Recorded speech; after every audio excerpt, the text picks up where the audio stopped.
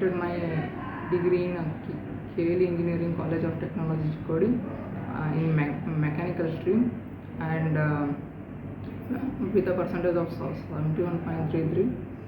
And I joined Jspider in October 2021, and I selected a company called Capgemini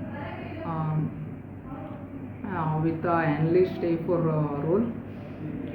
And coming to faculty, I especially thanks to Keshav sir and Uday sir, and Sharik sir as motivate and tell us to how to write programs. And coming to HRs, it's a good HRs communicate and give us to interview. Thank you.